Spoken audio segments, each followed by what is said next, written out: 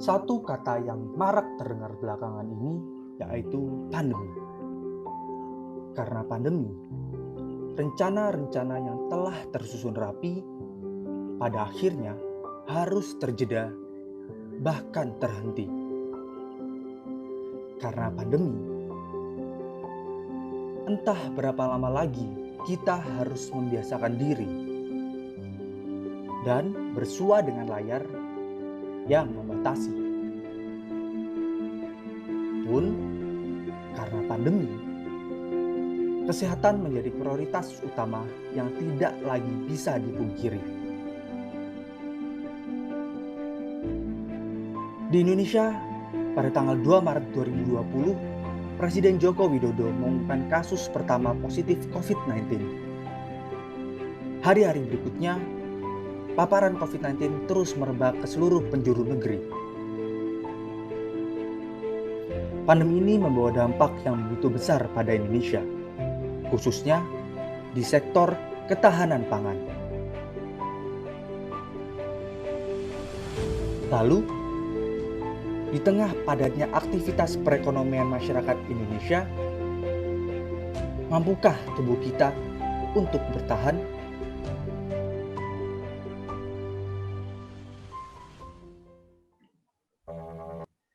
Assalamualaikum warahmatullahi wabarakatuh. Selamat sore dan salam sejahtera bagi kita semua. Izinkan kami memperkenalkan diri, saya Herbi Fahri dan dua rekan saya, Ayuning Dwi Cahyasari dan Neta Alivia, dengan judul Pandemi COVID-19, Ketahanan Pangan di Indonesia Terjamin dengan Gerakan Pola Makan B2SA. Pandemi COVID-19 pertama kali hadir di Indonesia pada 2 Maret 2020 dan hingga 9 Oktober 2020, jumlah penderita COVID-19 di Indonesia mencapai 324.658 jiwa. Hal tersebut menyebabkan gangguan pada sektor logistik. Menurut Center of Indonesian Policy Studies dalam laman katadata.com, produksi pertanian di Indonesia diperkirakan turun sebesar 1,64% hingga 6,2%. Dan produksi juga mengalami penurunan akibat pelemahan tenaga kerja sebesar 1,63% hingga 4,87%.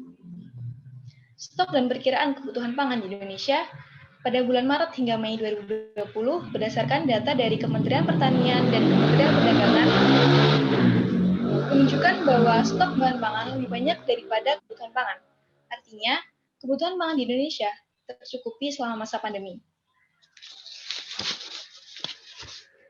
Dikutip dari laman halodoc.com, Dr. Feruri Verwana Handayani menjelaskan bahwa imunitas tubuh yang kuat dapat melawan infeksi virus.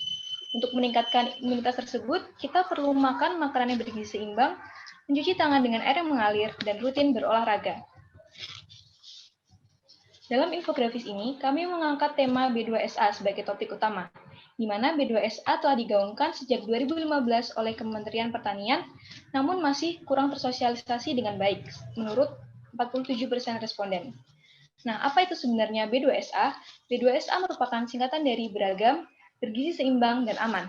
Beragam di sini artinya adalah makanan yang kita makan tidak harus berasal dari satu sumber pangan saja. Kemudian bergizi seimbang artinya makanan yang kita makan harus cukup kualitas dan kuantitasnya serta mengandung unsur zat membangun dan pengatur. Dan aman, makanan yang kita makan harus terbebas dari bahaya dan cemaran fisik. Selain itu, B2SA juga diatur jumlahnya sesuai kebutuhan individu, seperti usia, jenis kelamin, aktivitas, dan berat badan ideal. Dan mengapa B2SA itu sendiri penting?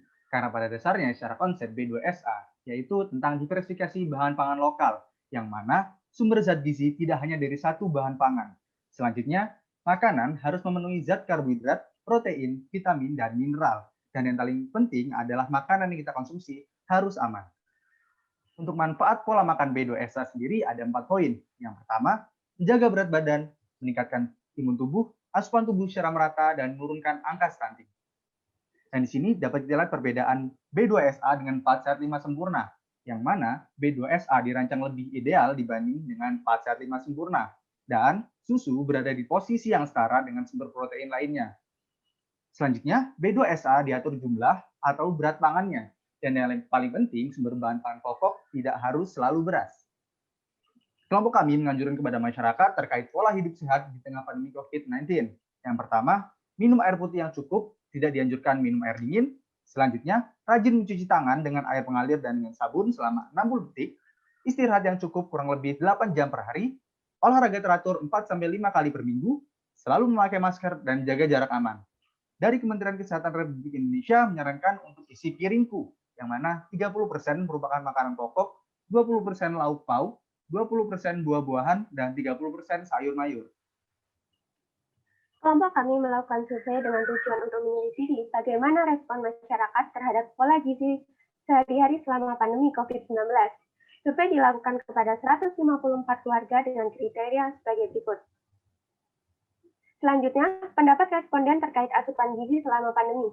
Bisa kita lihat bahwa 80% responden sangat setuju dengan pernyataan bahwa asupan gizi yang baik dapat meningkatkan imunitas. Dan responden juga setuju sampai sangat setuju dengan pernyataan bahwa selama pandemi ini mereka lebih peduli terhadap asupan gizi yang mereka konsumsi. Selanjutnya adalah pendapat responden terkait B2SA itu sendiri. Diagram paling kiri menegaskan bahwa mayoritas sangat setuju dengan penerapan B2SA di kehidupan sehari-hari. Hal itu diperkuat karena mayoritas responden setuju apabila B2SA ini sendiri lebih mudah diterapkan dibanding 4 sehat 5 sempurna.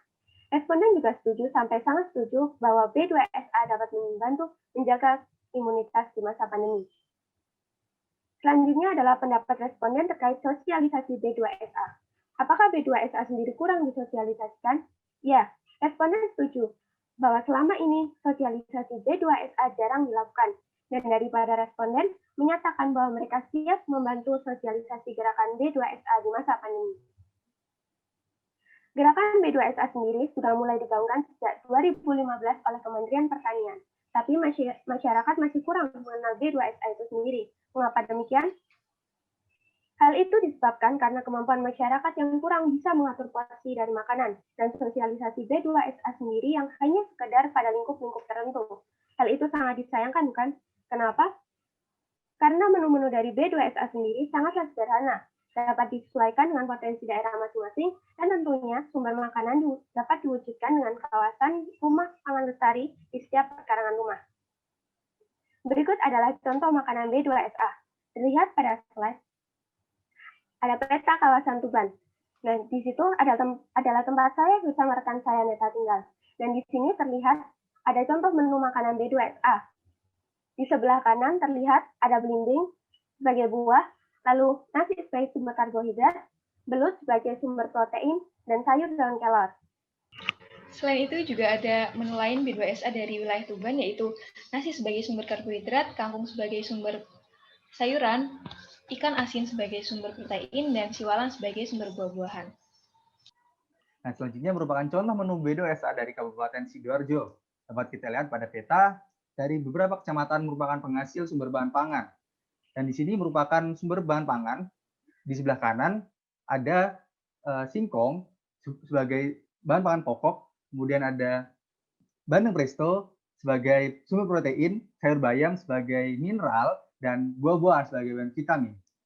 Pada contoh buku menu B2SA berikut menunjukkan bahwa setiap daerah di Indonesia memiliki potensi pangannya masing-masing untuk dijadikan menu B2SA. Untuk mendukung pengembangan gerakan pola makan B2SA, kelompok kami menyarankan untuk memanfaatkan penggunaan teknologi informasi, yaitu dengan membuat sebuah sistem aplikasi gerakan pola makan B2SA berbasis Android.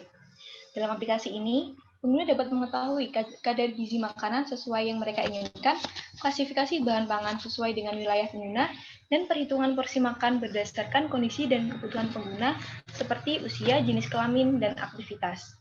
Data yang nantinya berperan dalam aplikasi ini adalah data dari Kementerian Pertanian terkait potensi pangan di wilayah di Indonesia dan Kementerian Kesehatan terkait perhitungan gizi dan kalori.